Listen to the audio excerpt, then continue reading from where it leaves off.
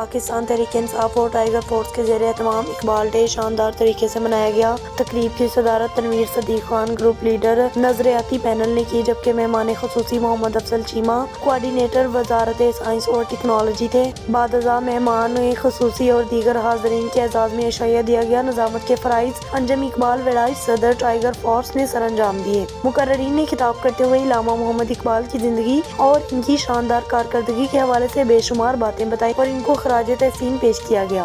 تقریب کے آخر میں چودھری محمد عظیم ارائی نے مہمان خصوصی سمیت تمام حاضرین کا شکریہ ادا کیا۔ اس موقع پر ہما قاسم اور سائمہ طارق چودھری صدر ٹائیگر فورس نے اپنے خیالات کا اظہار کیا۔ چودھری فیاض احمد، چودھری ناصر حسن، بدر عالم بٹی، یاسر عرفات گوندل، ملک مظفر ایوان، چودھری افتخار چیمہ، طارق حسن چیمہ، چودھری ادنان عبدالرحمان کمبو، ملک مدثر عزیز، Chaudhry Tanveer Ahmed, Haji Mazhar Iqbal, Farooq Ahmed Tarar, Malik Shahzad, social media head Jeddah city Mohsin Rafiq اور دیگر کارکنان بھی موجود تھے، جبکہ ٹائیگر فورس کی خواتین نے بھی پروگرام میں خصوصی طور پر شرکت کی۔